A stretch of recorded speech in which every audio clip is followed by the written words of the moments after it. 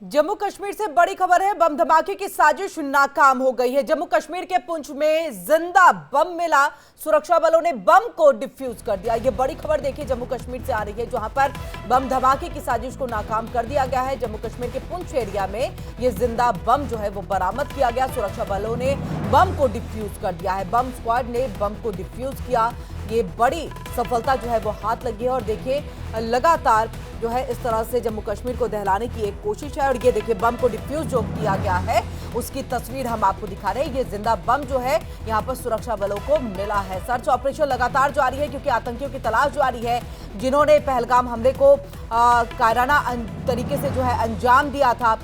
उनको लगातार सुरक्षा बल जो है वो यहाँ पर खोज रहे हैं। उनके लिए सर्च ऑपरेशन बड़े पैमाने पर चल रहा है। और इस बीच में ये संभवतः आपको बता दें क्योंकि पुंछ का एरिया जो है ये बॉर्डर से सटा हुआ है और ऐसे में जो पाकिस्तान की तरफ से वहां से बम फेंके गए होंगे, मिसाइलें जो फेंकी गई हैं उनमें से कुछ जिंदा जो है इससे पहले मिसाइलें भी बरामद की गई थी जिसको यहाँ पर डिफ्यूज किया गया था। और वहीं देखिए ये जिंदा बम जो है उस वक्त में बरामद हुआ उस वक्त का ये बरामद हुआ है जिसके बाद सुरक्षा बलों ने इसे डिफ्यूज कर दिया है।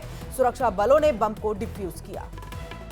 और ज्यादा जानकारी के लिए हम सीधे रुक करेंगे अपने संवाददाता रमन सैनी का। रमन, ये वही इलाका लगभग ऐसा है कि एलओसी से बहुत सटा हुआ है। ऐसे में संभवतः ये माना जा सकता है कि ये बम जो है जब युद्ध का दौर चल रहा था उस वक्त में आया होगा और सर्च ऑपरेशन के दौरान सुरक्षा बलों को अब ये बरामद हुआ जिसके बाद बड़ी सफलता और बड़ी कार्रवाई करते हुए इसे डिफ्यूज किया गया।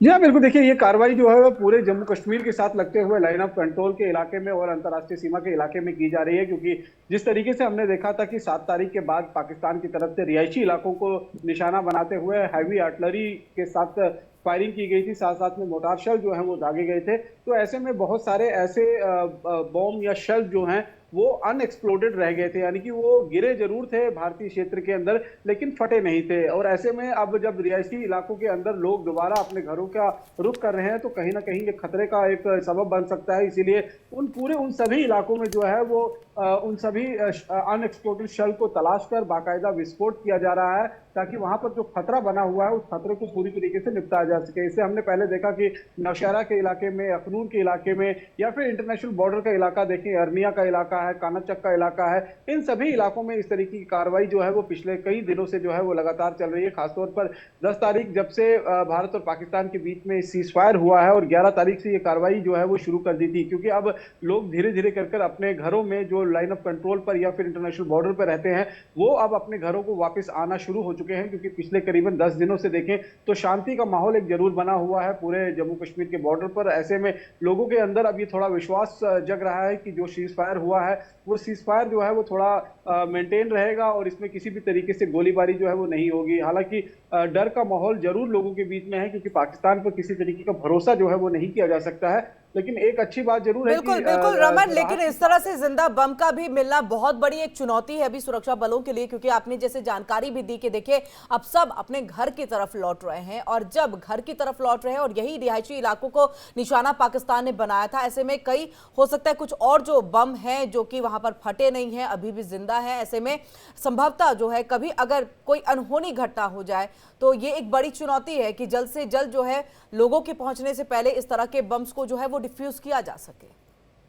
जी हाँ, बिल्कुल। आपने देखा कि पिछले दिनों, अगर हम पिछले 10 दिनों में देखें तो कम से कम 150 से ज्यादा बम जो हैं वो डिफ्यूज किए जा चुके हैं। परसों ही हमने देखा था कि पुंछ में करीबन 42 बम जो हैं वो पुंछ के अलग अलग सलोत्री का इलाका है, झलास का इलाका है, दिगवार का इलाका है, जहां पर रिहायशी इलाकों को निशाना बनाते हुए पाकिस्तान की तरफ से गोलाबारी की गई थी और वो फटे नहीं थे जो शेल्स आए थे या फिर आर्टिलरी के जो गोले आए थे। तो उनको जो है वो अनएक्सप्लोडेड थे, उनको एक्सप्लोड कर जो है उस खतरे से पूरी तरीके से जो एक खतरा बना हुआ था उससे कहीं ना कहीं एक राहत जो है वो लोगों को दी थी। और ये एक सिलसिला जो है अभी लगातार जारी रहेगा। कई एक ऐसे बम भी हैं जो जमीन के अंदर धंस गए हैं, क्योंकि बम का वजन जब ऊपर से गिरता है तो बहुत ज्यादा होता है और कहीं पर बारिश होती है, जमीन में नमी होती है तो बम जो है वो अंदर चला जाता है, फटता नहीं है। तो वो भी खतरा जरूर बना हुआ है, इसलिए मेटल डिटेक्टर के साथ भी वहां पर पूरी जो है इलाके को खंगाला जा रहा है और ये देखा जा रहा है कि जहां कहीं पर भी इस तरीके का कोई भी बम जो है वो अवेलेबल होता है तो उसको डिफ्यूज कर वहां पर मौजूद खतरे को जो है वो पूरी तरीके से बिल्कुल, ये भी कहीं ना कहीं एक बहुत बड़ी चुनौती है देखिए सुरक्षा बलों के लिए।